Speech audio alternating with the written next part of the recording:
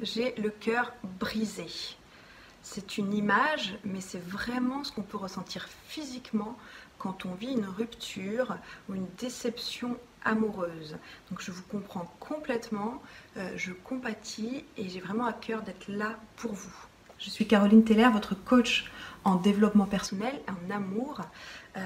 Et donc si je fais cette vidéo aujourd'hui, c'est pour m'adresser à toutes ces femmes qui traversent des périodes vraiment difficiles où elles sentent vraiment dans leur cœur une blessure, un coup de poignard, c'est en miettes, bref, rien ne va plus. Et comme notre cœur c'est central, et pour la plupart des femmes on fonctionne beaucoup avec le cœur, ça atteint tous les autres pans de notre vie, c'est-à-dire qu'on n'a plus d'énergie, on n'a plus le moral, on n'a plus envie, voilà, on est vraiment abattu, on est très atteinte, on va mal, on n'a plus envie de rien, on se traîne, on a tendance à voir tout en noir et imaginer que notre vie ne vaut rien. Donc voilà, déjà première chose, je vous rassure, c'est normal. Vous êtes sensible, vous avez été touché, vous avez sûrement mis beaucoup d'énergie, beaucoup d'espoir et beaucoup d'amour dans cette relation, dans cette perspective de relation. Et voilà, faire le constat que bah non, ça ne sera pas possible, ou que l'autre, encore pire, vous a trahi, vous a menti.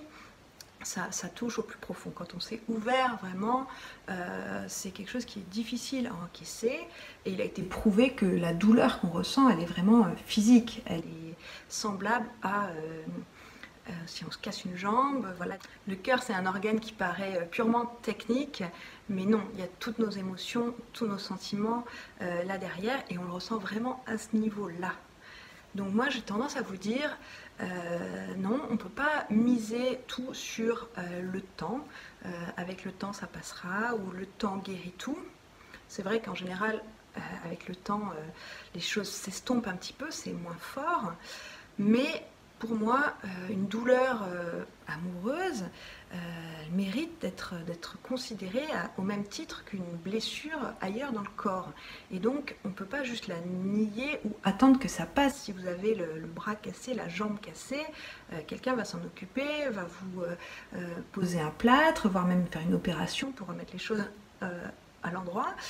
Et là, donc juste de dire, oh bah, comme c'est le cœur, on ne peut rien faire, non, je ne suis pas d'accord. Je trouve vraiment qu'il faut s'en occuper et le regarder pour de vrai. Donc, premièrement, voilà, vos émotions sont là, la blessure est là. Vous êtes sûrement en train encore de... Ça vous renvoie toujours à votre histoire, à ce qui aurait été possible, à ce qui n'a pas été, à comment ça aurait pu se passer, comment ça aurait dû se passer. Vous n'avez peut-être pas complètement lâché l'espoir, ou en tout cas vous n'êtes pas prête à passer à autre chose. Vous êtes toujours dans hier, dans le passé, et votre présent, en tout cas aujourd'hui, vous semble bien sombre et triste. Vous êtes vraiment triste de devoir renoncer. Alors certains disent, bah, il vaut mieux le faire, on tourne la page et ça passe, mais c'est oui, ça fonctionne, ce genre de sevrage un peu brutal, mais c'est très douloureux, voilà, disons-le, c'est vraiment douloureux. Alors moi, je vous propose de vous occuper de votre cœur. Pour ça, je vous mets quelques techniques dans mon cadeau à télécharger gratuitement en description de cette vidéo. Et je vous propose également de me contacter si vous avez besoin d'un accompagnement, d'un petit coup de boost voilà, ponctuel, un appel, ou de quelque chose sur la durée pour vraiment vous remettre et vous reconstruire.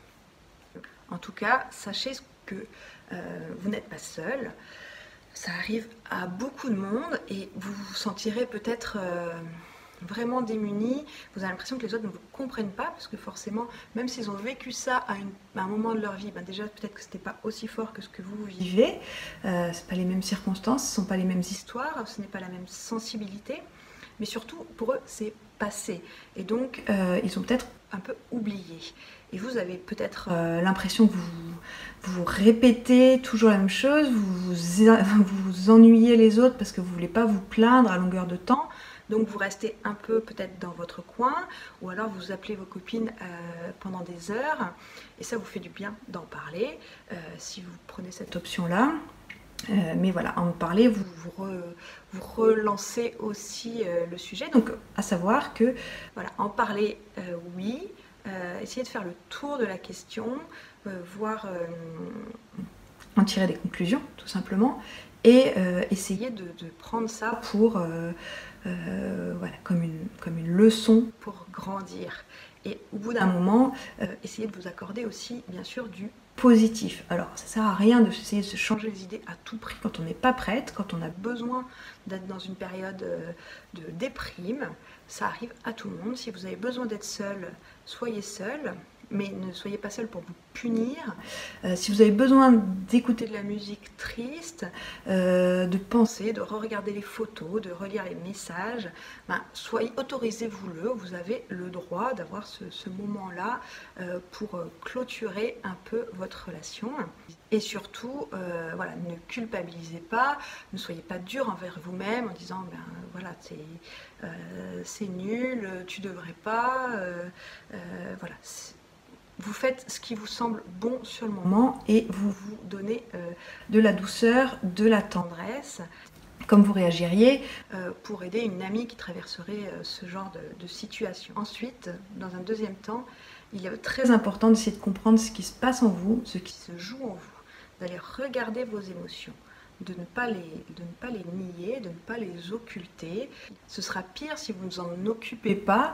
Je compare souvent les émotions à un enfant qui essaie d'attirer notre attention, qui vient essayer de nous tirer par la main, nous tenir les vêtements pour dire maman, maman, voilà, ou votre prénom, parce qu'il a besoin qu'on s'occupe de lui, il a besoin de montrer quelque chose, et tant qu'on va l'ignorer en disant mais attends, pas tout de suite, c'est pas important, et qu'on continue, finalement ça va devenir de plus en plus fort, sa demande va être de plus en plus fort, ça va être insistant.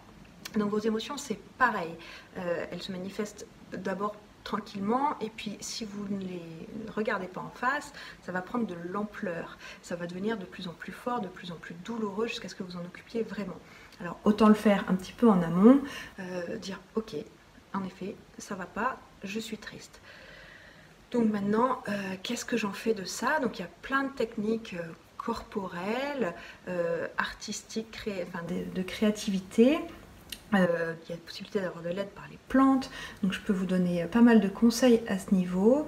N'hésitez pas à me contacter pour ne pas rester dans votre marasme plus longtemps que nécessaire. Et sachez que vous allez passer vraiment par des hauts et des bas. Votre humeur, votre morale va être très fluctuant. Vous vous sentirez vraiment à fleur de peau, irritable, avec envie de pleurer.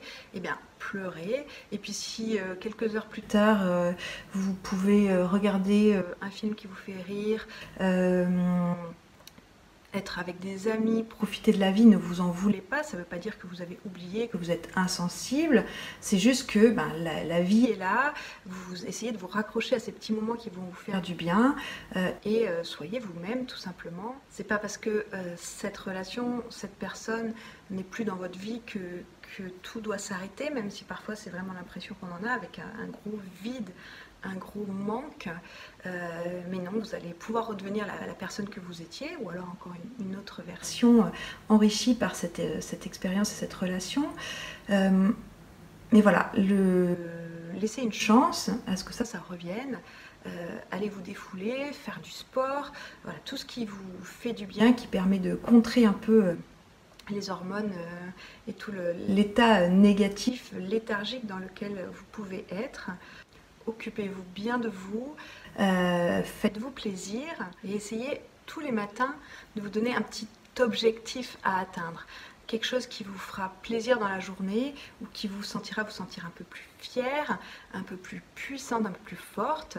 Voilà, vous n'êtes pas à terre ou alors c'est vraiment temporaire. Vous allez vous relever, vous allez rebondir et la vie mérite d'être vécue. Et vous allez voilà, en saisir, en apprécier à nouveau toutes les saveurs.